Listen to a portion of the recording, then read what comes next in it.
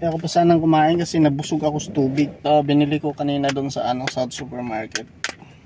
Ang dami pala. Hindi ko ito maubos. Akala ko kunti lang. Puno pala itong Tupperware na to. Uy! Patak pa yung tubig. Moist. Moist. Kain guys. Ayan o. Ano daw to? Tawag nila yung Seafoods Gourmet. Tikman natin guys. Kaya ayan o. Thank you Lord. Salamat, Ginoo. Sabi ng mga matatanda, bawal daw kumakanta habang kumakain. Ay paano kung kumakain ako habang kumakanta ako habang kumakain? Kinakanta ko pagpapasalamat sa pagkain. Sama ba yun? Ikaw ang hinungdan nga no, nga musunod ako. Kain guys. Kung sabi ng mga matatanda yun. Unless, kung nakasulat yun na bawal. Meron ba? May alam kayo ano? Verse? Sorry, kung meron man, di ko alam eh.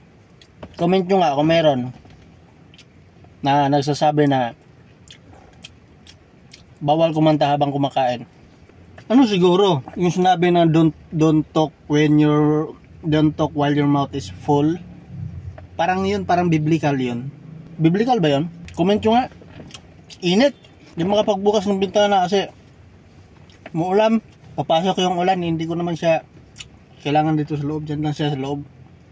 Yung mga halaman ang nangangailangan sa kanya. Ayoko rin naman magbukas ng aircon kasi cheating daw yun. Naintindihan nyo ba kung bakit cheating yun? Explain ko pa ba nga bakit cheating yung paggamit ng aircon habang nakatambay? Huwag na. Kung may common sense kayo, alam nyo na yun. Pero wag ka. Out of 100% sa mga driver, out of 10, siguro isa lang yung hindi nag-cheat. Ang init naman kasi. Buti nga yun, no? Ganyan, no? Umuulam. Yung direct na tirik ang araw, init lalo nun. Tapos, mas parking ka, tirik na tirik ng araw. Tapos ayaw mo magbukas ng pinto, ng bintana. Minsan yan, naliligo ako ng pawis dito sa loob ng sasakyan eh. Kaya, kahit naman kahit walang araw, nasa basement parking ka, ang init pa rin nun. Alam mo, yung pinakamahirap na parte ng trabaho ng driver, yung naghihintay. Lalo na kung naghihintay ka, hindi mo alam kung hanggang anong oras. Kaya sa mga nag-iisip dyan na pag driver ka, hayahay, mali yung ganyang pag-iisip nyo. Bukod sa delikado, ang init pa. Delikado dahil sa aksidente. Delikado dahil sa mga kapwa mo driver na nakapaligid sa'yo, nakakasabayan mo sa kalsada. Tulad nung nangyari sa Buso-Buso. Isa lang yun sa mga halimbawa ng delikado ng Isa lang yung sa Buso-Buso, isang halimbawa lang yun. Ang dami nangyari ganun. Mas malala lang yun kasi pinutukan talaga eh. Diba sa mga previous na ang daming pinutukan, sinusuntok, palo.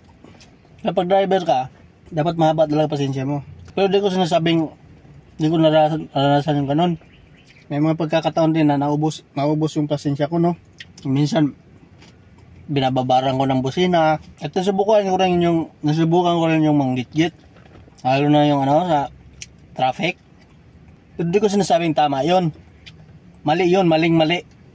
Kasi paano kung nagkataon, yung ginit-git mo, mainit din ulo. Paano kung nagkataon, yung ginit-git mo, bangag. Parang yung bangag, di ba? Totoo ba yun? Niwala kayo doon? Mukha namang totoo eh. Pero ba't napunta tayo doon? Labas natin politika, labas natin. Baka magagalit yung mga mga supporter niya. Sorry na. So balik tayo sa sa kalsada. Yun nga. Diba? Di ba sa sa pagdadaldal ko, halos nangalahati na. Kung di ako nagdadaldal, baka yung subo ko pag ganito lang.